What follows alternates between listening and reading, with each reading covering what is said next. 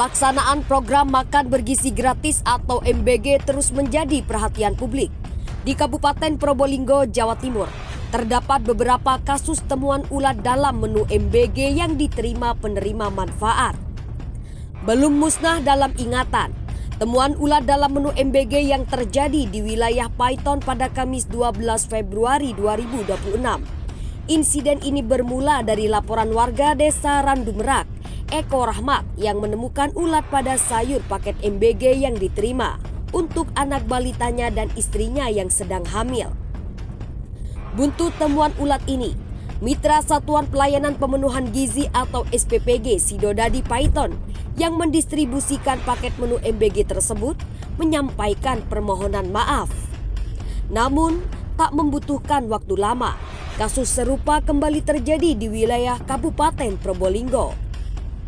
Menu MBG yang disalurkan SPPG di Desa Sogaan, Kecamatan Pakuniran di bawah Yayasan Banjir Anugerah Trisakti, ditemukan dalam kondisi tidak layak konsumsi, yakni berupa tahu pentol yang mengandung ulat dan kue bakpao serta roti yang sudah berjamur. Terungkapnya kasus ini berawal dari temuan salah satu wali murid PAUD Tahzibun Nasyiin, Desa Sogaan Sururi Zaman pada Kamis 26 Februari 2026. Ia mengungkapkan kekecewaannya setelah melihat kondisi makanan mengandung ulat dan berjamur. Tak ayal, kasus ini pun kembali memantik kecaman keras dari berbagai elemen masyarakat dan mewarnai sejumlah pemberitaan media online. Hingga akhirnya, permintaan maaf disampaikan oleh mitra SPPG setempat. Yang menjadi pertanyaan saat ini, cukupkah kesalahan fatal itu ditebus dengan sekedar permintaan maaf tanpa adanya kejelasan dan ketegasan sanksi? Apakah pihak terkait seperti Satgas MBG Kabupaten dan Badan Gizi Nasional atau BGN menganggap kasus tersebut sebagai hal yang biasa? Hingga pemberian sanksi pun terlihat remang-remang? Atau mungkin karena ada sosok orang besar di balik mitra SPPG yang memiliki koneksi khusus dengan jaringan elit? Ketidakpastian sanksi semakin tabu ketika Ketua Satgas MBG Kabupaten Probolinggo, Ugas Irwanto, malah sibuk memberikan klarifikasi terkait keterbatasan wewenangnya sebagai Satgas. Dia menegaskan bahwa pihaknya tidak memiliki kewenangan memberikan sanksi, namun hanya sebatas memberikan rekomendasi kepada Satgas MBG Provinsi. Sontak saja, pernyataan Ketua Satgas MBG yang sekaligus Sekda Kabupaten Probolinggo ini mendapat tamparan keras dari aktivis Laskar Advokasi Siliwangi Saiful Bahri. Ia menilai sikap tersebut sebagai bentuk penyempitan makna tanggung jawab publik dan berpotensi menjadi pengkhianatan terhadap semangat otonomi daerah.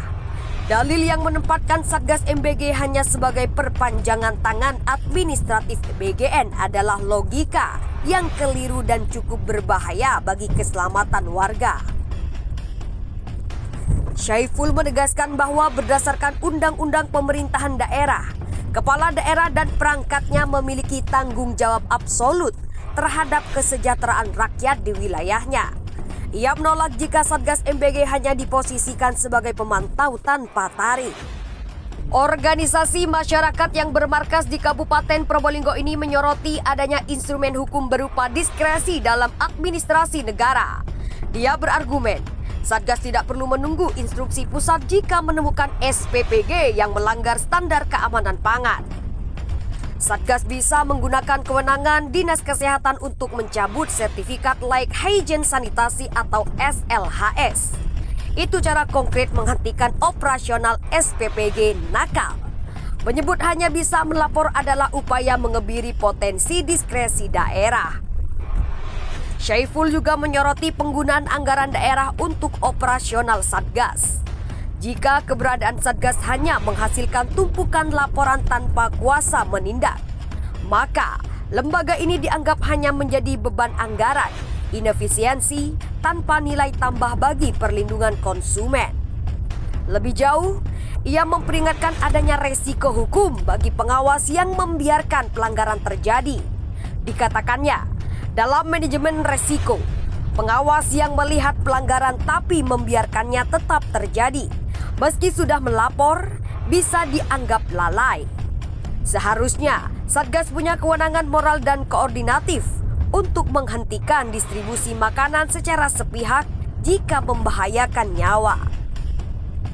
Ihwal itu, ia mendesak Satgas MBG Kabupaten Probolinggo untuk tidak menjadi kurir laporan, namun mengedepankan karakter moral dan integritas.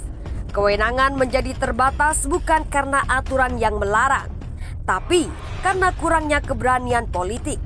Jangan tunggu restu pusat untuk melindungi nyawa anak-anak kita di daerah tercinta ini.